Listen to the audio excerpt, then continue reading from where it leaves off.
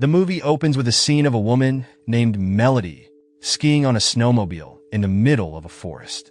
She loses control and falls, getting a branch stuck in her thigh. Determined to free herself, Melody spots a nearby house and makes her way toward it for help. Henry, a cautious man who lives in the house, arrives and carefully assesses the situation before deciding to assist Melody. He brings her inside to rest, and several hours later, he is seen sharpening various tools, including knives and scissors.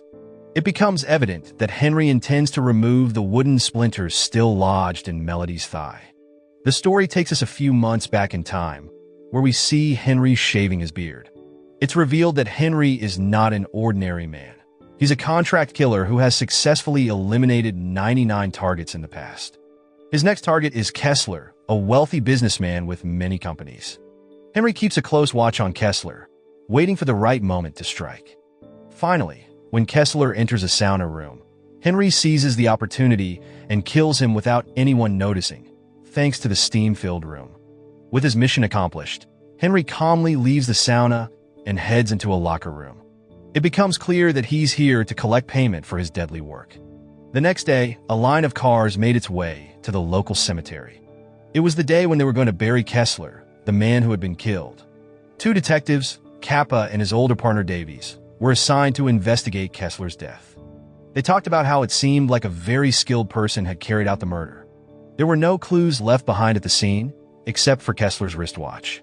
The bullets used in the crime were special polymer bullets that disintegrate after being fired. Later that day, Detectives Kappa and Davies got in touch with Kessler's trusted associate, Brigler. Detective Kappa asked if Kessler had any enemies or competitors who might have wanted him dead.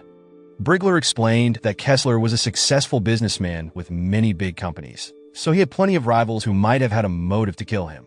Brigler also mentioned that Kessler had a son named Charlie, who was his only child.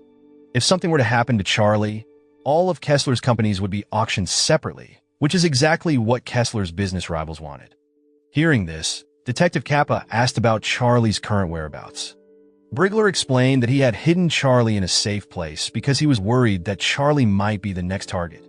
After getting all this information, Detective Kappa allowed Brigler to leave. The scene then shifted to Melody, who lived in an apartment. She was quietly packing her things. It turned out that Melody had been under the watchful eye of a bodyguard named Malcolm. In the early morning hours, Malcolm felt that something was wrong, so he entered Melody's room. To his surprise, Melody had escaped from her apartment. A few hours later, Melody was at a taxi stand, telling the driver where to take her.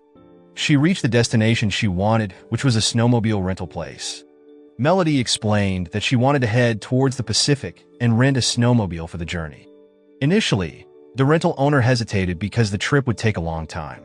However, after Melody offered a large sum of money, more than enough to cover the rental, the owner agreed.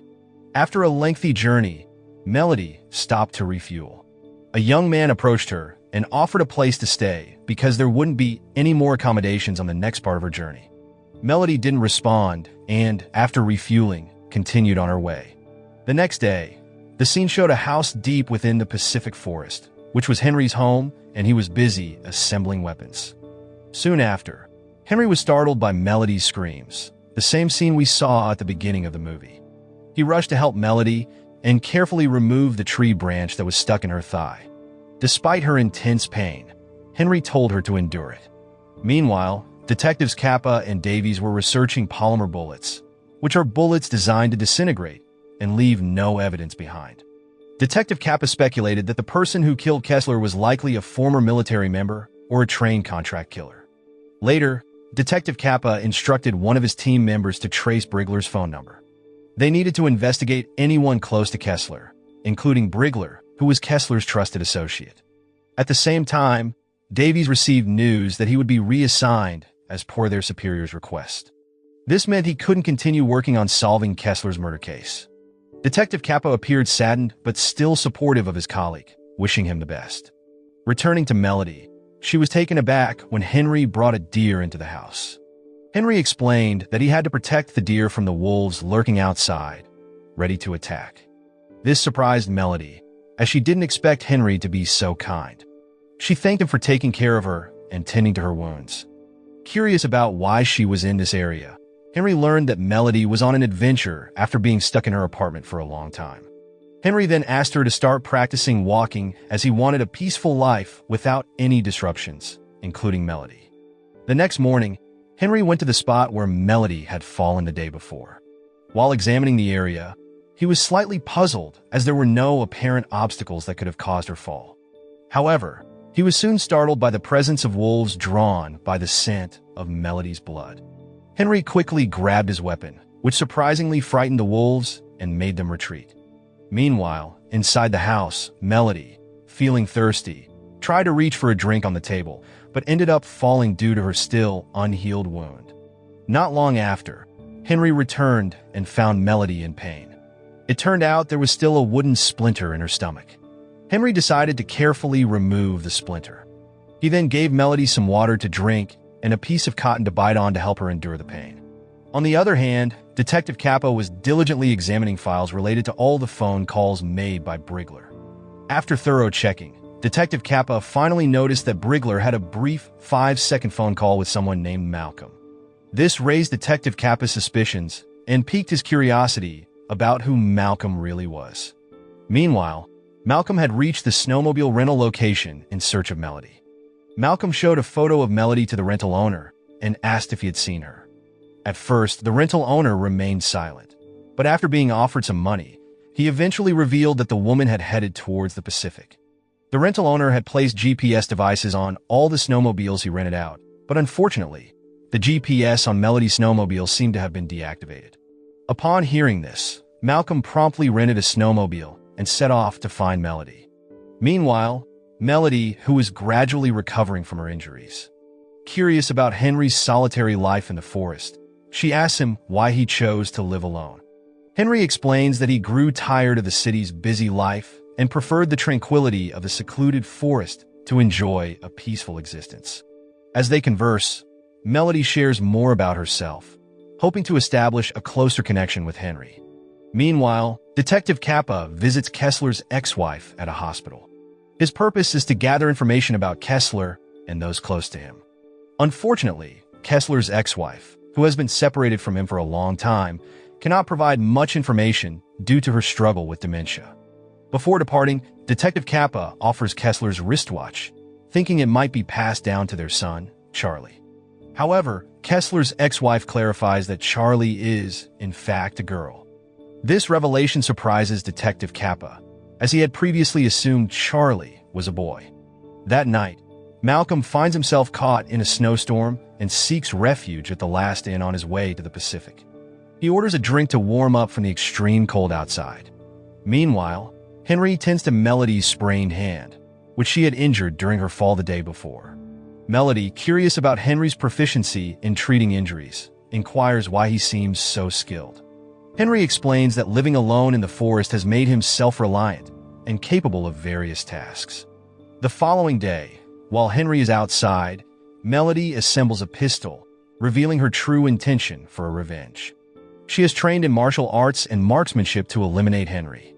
Melody confronts Henry while he is fishing by a river and shoots him in the head without hesitation. However, it turns out to be a trap because Henry had anticipated her actions. Not long after, Henry proceeds to interrogate Melody, determined to uncover her identity and the reason behind her desire to kill him.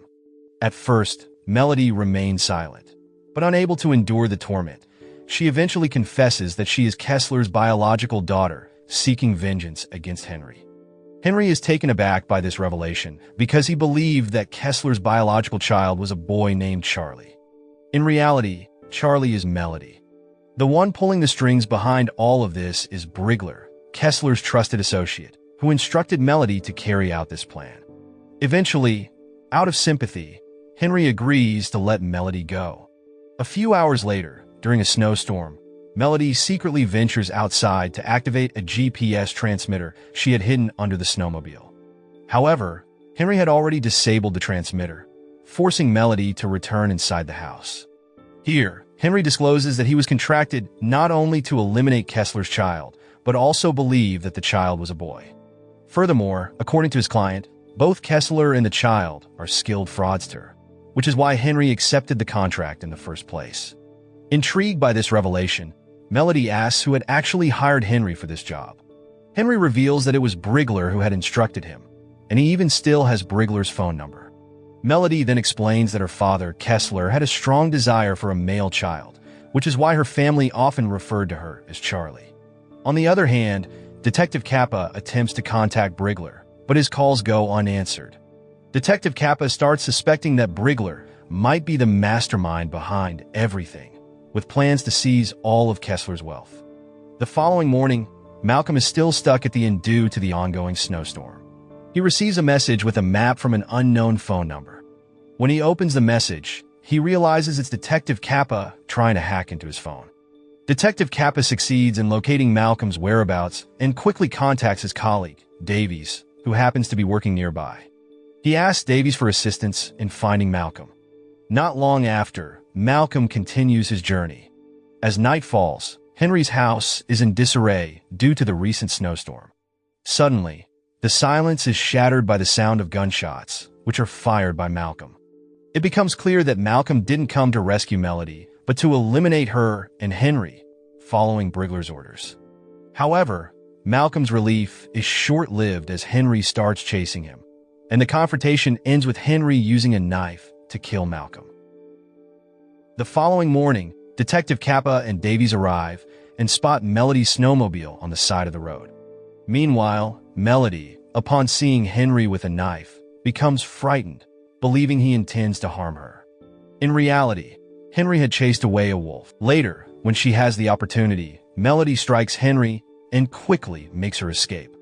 Henry, in anger, fires a warning shot which catches the attention of Detective Kappa and Davies. Not long after, Henry catches up with Melody, but he isn't trying to harm her.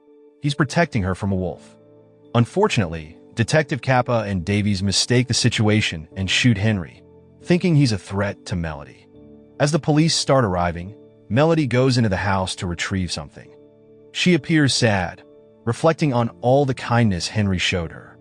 Eventually, Melody comes out and provides the police with Brigler's phone number, which she obtained from Henry. In the end, Melody becomes the sole heir to her father Kessler's wealth. The story concludes. Moral lesson from the story: if you're planning a wild adventure with snowmobiles on a revenge missions, don't forget to pack a GPS transmitter and maybe a weapon. You could end up in a forest with a branch in your thigh or a pack of wolves lurking nearby.